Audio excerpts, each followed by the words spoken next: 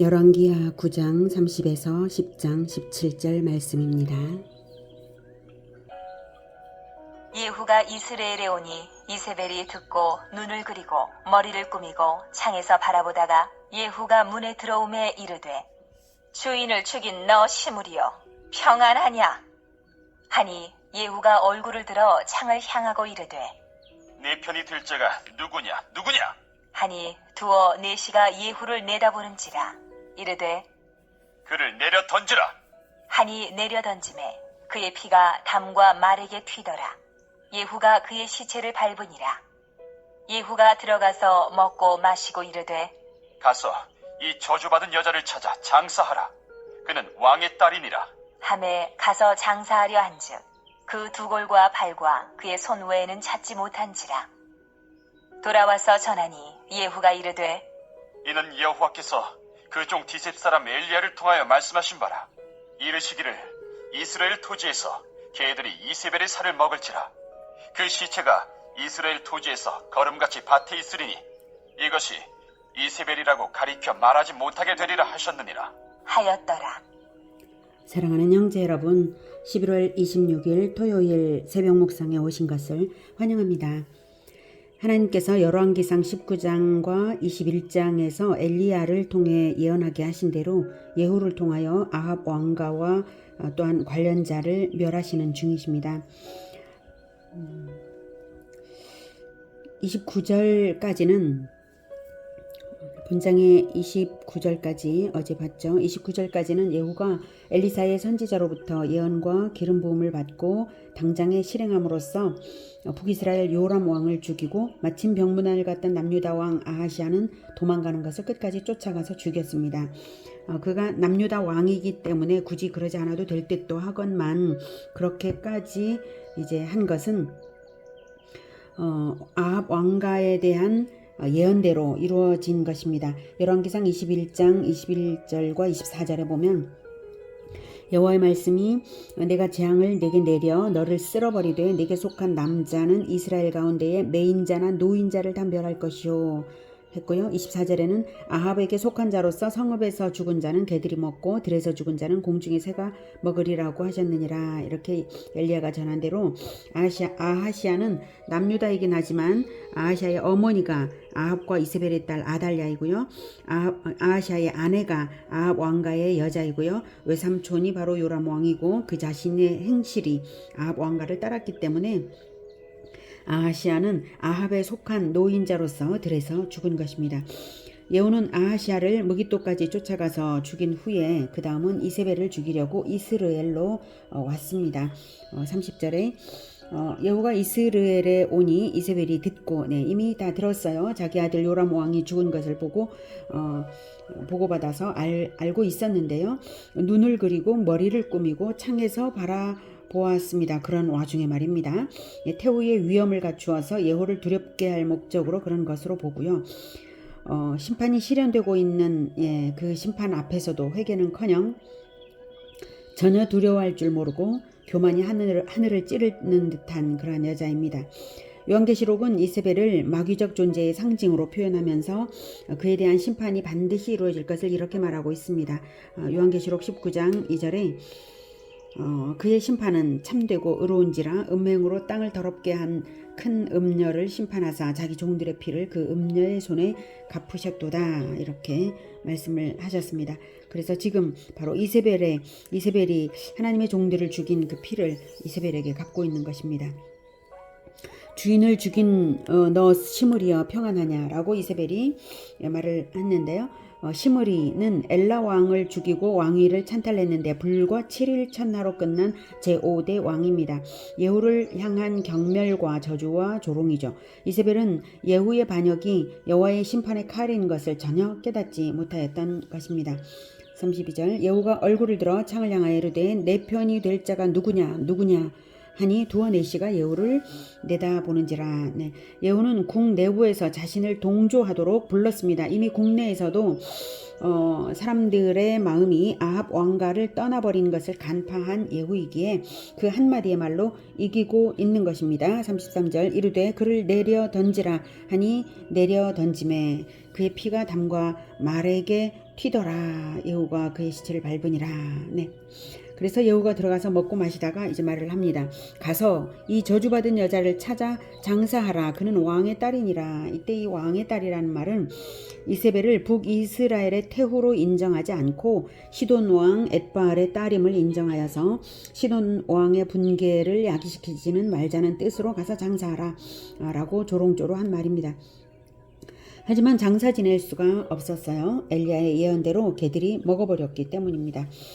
그래서 개들이 먹을 수 없는 부분, 두개골과 손과 발만 남았던 것이죠. 예후는 엘리야가 아합 왕에게 예언하는 그 장면을 본 사람이기에 그 예언을 똑똑히 기억하고 있었어요. 35절 자 가서 장사하라 한즉 그 두 손과 발 두개골과 찾지 못했어요. 자 이것을 보고하니까 예후가 말을 하기를 이는 여호와께서 그 종 디셉 사람 엘리야를 통하여 말씀하신 바라 이르시기를 이스라엘 토지에서 개들이 이세벨의 살을 먹을지라 그 시체가 이스라엘 토지에서 거름같이 밭에 있으리니 이것이 이세벨이라 가리켜 말하지 못하게 되리라 하셨느니라. 네. 그 시체가 거름같이 된다는 것. 이세벨의 살이 이미 개들에게 먹혔죠. 개들의 개똥으로 이스라엘의 토지에 거름같이 밭에 있게 될 것을 말씀하신 것입니다. 예후는 거기에 머무르지 않고요. 아합 왕가를 완전히 진멸해야 했기에 이번에는 편지들을 썼어요. 이세벨을 죽이도록 말 한마디로 움직인 예후가 편지로서 움직인 것이 10장에 나옵니다. 10장. 아합의 아들 70명이 사마리아에 있는지라 예후가 편지들을 써서 사마리아에 보내서 이스라엘 귀족들 곧 장로들과 아합의 여러 아들을 교육하는 자들에게 전하니 일러스되 너희 주의 아들들이 너희와 함께 있고 또 병거와 말과 견고한 성과 무기가 너희에게 있으니 이 편지가 너희에게 이르거든 너희 주의 아들들 중에서 가장 어질고 정직한 자를 택하여 그의 아버지의 왕좌에 두고 너희 주의 집을 위하여 싸우라 하였더라. 이때 아합의 아들 70명은 자손들이라는 의미입니다. 친아들들이 아니라 자손들이에요. 예후로서는 자신의 혁명의 반기를 들 만한 요소를 완전히 제거하는 목적이고요. 이것이 아합 왕가에 대한 예언의 완전한 성취가 되게 되는데요. 마치 이세벨이 과거 이스라엘의 장로들에게 편지를 보내어서 나봇을 죽이도록 한 것처럼 이세벨의 후손들에 대한 살인으로서 예후를 따를 것이냐 아니면 너희 주인을 위해 나를 대항해서 싸울 것이냐를 묻고 있는 편지인 것이죠. 이스라엘 귀족들이라고 여기 사마리아 사람들인데 이스라엘 귀족들이라고 표기를 한 것은 그 사람들이 이스라엘 사람들이 아니라 이스라엘 장로들인데 이세벨의 편지대로 이스라엘 귀족들처럼 행할 것이므로 성경이 그렇게 표현한 것입니다. 너희 주의 집을 위하여 싸우라는 것은 어디 나에게 도전해봐라 이겁니다. 아합 왕가를 위하여 어디 나에게 도전해봐라 이런 냉소의 의미가 담겨 있습니다. 너희 주의 아들들이 너희와 함께 있고 또 병거와 말과 견고한 성과 무기가 너희에게 있으니 사마리아 이렇게 말을 하는 것은 사마리아 성이 아무리 견고한 요새일지라도 너희들에게 무기가 그렇게 있다 할지라도 예후는 반드시 너희들을 함락시킬 자신이 있다는 뜻이고요. 이런 편지를 보냄으로써 최소한 사마리아 성읍의 장로들을 내부 분열시킬 수 있기 때문에 자체 분열이 일어나면 그것으로서 이미 예후는 이기는 것이죠. 4절 그들이 심히 두려워하여 이르되 두 왕이 그를 당하지 못하였거든 우리가 어찌 당하리요 하고 그 왕궁을 책임지는 자와 그 성읍을 책임지는 자와 장로들과 왕자를 교육하는 자들이 예후에게 말을 전하여 이르되 우리는 당신의 종이라 당신이 말하는 모든 것을 우리가 행하고 어떤 사람이든지 왕으로 세우지 아니하리니 당신이 보기에 좋은 대로 행하라 한지라. 요람 왕과 아하시아 왕이 죽었고 민심은 이미 예후에게 기울어졌고 자칫 자기들의 생명도 보장이 안 될 수가 있어서 그들은 항복의 말을 전했습니다. 6절 예후가 다시 그들에게 편지를 붙이니 일러스되 만일 너희가 내 편이 되어 내 말을 너희가 들으려거든 너희 주의 아들 된 사람들의 머리를 가지고 내일 이맘때에 이스라엘에 이르러 내게 나오라 하였더라. 왕자 70명이 그 성읍의 귀족들 곧 그들을 양육하는 자들과 함께 있는 중에 네, 예후의 조건은 분명하고 만약 어길 시에 그들의 생명도 보장이 되지 않을 것은 분명합니다. 단 하루만 시간을 줄 테니 왕자 70명의 머리를 가져오지 않으면 사마리아를 공격하겠다는 뜻이죠. 7절. 편지가 그들에게 이르매 그들이 왕자 70명을 붙잡아 죽이고 그들의 머리를 광주리에 담아 이스라엘 예후에게로 보내니라. 사자가 와서 예후에게 전하여 이르되 그 무리가 왕자들의 머리를 가지고 왔나이다. 이르되 두 무더기로 쌓아 내일 아침까지 문 어귀에 두라. 하고 이튿날 아침에 그가 나가서서 뭇 백성에게 이르되 너희는 의롭도다. 나는 내 주를 배반하여 죽였거니와 이 여러 사람을 죽인 자는 누구냐? 그런즉 이제 너희는 알라. 곧 여호와께서 아합의 집에 대하여 하신 말씀은 하나도 땅에 떨어지지 아니하리라. 여호와께서 그의 종 엘리야를 통해 하신 말씀을 이제 이루셨도다. 하니라. 네, 두 번의 편지로서 70명의 왕자들을 죽이더니 이번에는 단 한마디의 말로써 성읍 사람들로 하여금 왕자들을 죽인 사람들에 대하여 아합의 집에 속한 자들이라는 의혹을 갖지 못하게 하고 그리고 왕자들의 죽음이 하나님께서 이들을 죽인 것이다 라는 뜻을 선언하고 있는 것입니다. 아합의 집의 완전 소탕을 확인시키고 선언한 것이죠. 뭇 백성에게 이르되 너희는 의롭도다. 7절에서 뭇 백성에게 이제 말을 할 때 9절 뭇 백성에게 너희는 의롭도다 라고 말을 하는 것은 너희들은 반역에 동참하지 않았구나. 어디 너희들의 의로움으로 판단을 해보라 이 말입니다. 나는 내 주를 배반하여 죽였거니와 이 여러 사람들을 죽인 자는 누구냐 라고 하면서 그들의 가까운 장로들이 행한 것을 보고 그러나 그들이 행했지만 사실 하나님의 뜻대로 행한 것이다 라는 것을 판단하도록 뭇 백성에게 분명하게 이것이 하나님의 뜻임을 선언하고 있습니다. 10절 그런즉 이제 너희는 알라 하고 있죠. 곧 여호와께서 아합의 집에 대하여 하신 말씀은 하나도 땅에 떨어지지 아니하리라. 여호와께서 그의 종 엘리야를 통하여 하신 말씀을 이제 이루셨도다 라고 말을 했습니다. 이렇게 엘리야의 예언을 상기시키며 하나님의 말씀이 반드시 성취되므로 자신의 반역의 정당성을 확인도 시키면서 사마리아 백성들로 하여금 하나님께 굴복하도록 이렇게 말하고 있는 것입니다. 예후는 거기서 그치지 않았습니다. 11절 예후가 아합의 집에 속한 이스라엘에 남아있는 자를 다 죽이고 또 그의 귀족들과 신뢰받는 자들과 제사장들을 죽이되 그에게 속한 자를 하나도 생존자를 남기지 아니하였더라. 예후가 일어나서 사마리아로 가더니 도중에 목자가 양털 깎는 집에 이르러 예후가 유다의 왕 아하시아의 형제들을 만나 묻되 너희는 누구냐? 하니 대답하되 우리는 아하시아의 형제라. 이제 왕자들과 태후의 아들들에게 문안하러 내려가노라. 하는지라. 이르되 사로잡으라. 함에 곧 사로잡아 목자가 양털 깎는 집 웅덩이 곁에서 죽이니 42명이 하나도 남지 아니하였더라.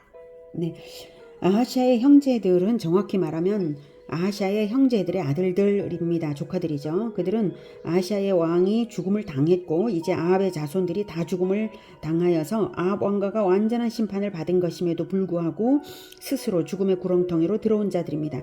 하나님의 심판을 생각지도 못하는 어둠 가운데서 의례적인 문상을 갖다가 자기들 역시 아합의 관련자들이므로 죽임을 당한 것입니다.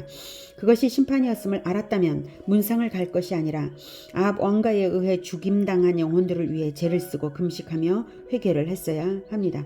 예후는 또한 거기서 그치지 않았습니다. 15절 예후가 거기에서 떠나가다가 자기를 맞이하러 오는 레갑의 아들 여호나답을 만난지라. 그의 안부를 묻고 그에게 이르되 내 마음이 네 마음을 향하여 진실함과 같이 네 마음도 진실하냐? 하니 여호나답이 대답하되 그러하니이다. 이르되 그러면 나와 손을 잡자. 손을 잡으니 예후가 끌어 병거에 올리며 이르되 나와 함께 가서 여호와를 위한 나의 열심을 보라. 하고 이에 자기 병거에 태우고 사마리아에 이르러 거기에 남아있는 바 아합에게 속한 자들을 죽여 진멸하였으니 여호와께서 엘리야에게 이르신 말씀과 같이 되었더라. 네, 아합 왕가에 대한 심판의 소식을 들은 레갑 족속의 여호나답은 사마리아를 향해서 진격하는 예후를 환영하러 나갔습니다. 그래서 두 사람이 뜻을 같이 하기로 약속했는데요. 이로써 예후의 혁명은 정치적인 성격에서 이제 종교적인 개혁으로 전환되는 계기를 맞게 되었습니다. 레갑 족속의 여호나답은 당시 이스라엘 백성들로부터 존경을 받는 사람입니다. 겐 족속 가운데 레갑의 이름을 따서 레갑 족속이라고 하여서 레갑 족속을 창건한 인물입니다. 예레미야에 의하면 여호나답 즉 요나답이 오직 하나님만을 경외하기 위하여서 자기 족속 전체를 가르치기를 밭이나 과수원을 만들지도 말고 포도주를 마시지 말고 집을 짓지 말고 천막에 살면서 유목생활로서 정착생활의 방종을 회피하고 오직 여호와만을 섬기라 라고 하였던 인물이고, 그것을 이 요나답의 후손들은 지키고 있었습니다. 예레미야 시대까지요. 이로써 이제 하나님의 칭찬을 들은 인물이 바로 이 여호나답입니다. 그러기에 예후도 말하기를 16절에 이르되 나와 함께 가서 여호와를 위한 나의 열심을 보라라고 하는 말로써 이제 자기 병거에 태우고 함께하게 하는 것이죠. 이런 한마디 말로써 여호나답을 자기 편으로 만들었던 것입니다. 오늘은 예후의 혁명이 완전하게 하나님의 심판 예언대로 성취되는 것을 보았습니다. 예후의 결단력과 실행력, 아주 신속한 행동력과 지혜와 민첩성, 이런 것들이 우리를 이제 놀라게 하면서, 그러나 이것이 예후라서가 아니라 오직 하나님의 말씀이기 때문에, 하나님의 말씀은 구원의 말씀이나 심판의 말씀이나 단 하나도 어김없이 반드시 성취된다는 것을 보여주시는 것입니다. 우리가 구원하는 자 편에 설 것인가 심판받는 자 편에 설 것인가는 우리의 선택과 우리의 행실로 되는 것입니다. 하나님은 구원의 길과 심판의 결과를 이미 예언하여 선언하셨고, 구원이든 심판이든 결과는 우리 자신의 선택의 책임입니다. 오직 구원의 길, 구원하는 자 편에 서서 하나님이 기뻐하시는 진정한 신앙개혁이 일어나서 그리스도의 생명의 역사가 이 땅에 가득하기를 기원합니다. 기도하겠습니다. 하나님, 아합과 이세벨 편에 있는 자들이 남김없이 죽임을 당하는 것을 보았습니다.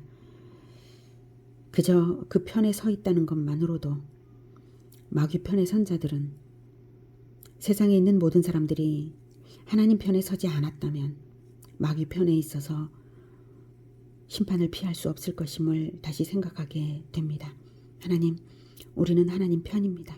우리는 우리의 왕이시고 우리의 대장이신 그리스도를 따라서, 그리스도께서 어디로 가든지 따라가며 그리스도께서 하는 그것을 우리가 하겠습니다. 하나님, 우리는 오직 그리스도를 따라 구원의 복음을 선포하며 구원을 실행하는 자들이오니, 하나님, 우리의 하는 모든 것들이 오직 예수 그리스도만을 본받게 하시고 오직 승리만 있게 하여 주시옵소서. 우리가 하는 말 한마디 한마디, 우리가 쓰는 글 한 소절, 이런 것들이 세상을 향한 구원이 되게 하여 주시옵소서. 예수 그리스도 이름으로 기도드립니다. 아멘. 이어지는 시간은 개인 기도 시간입니다.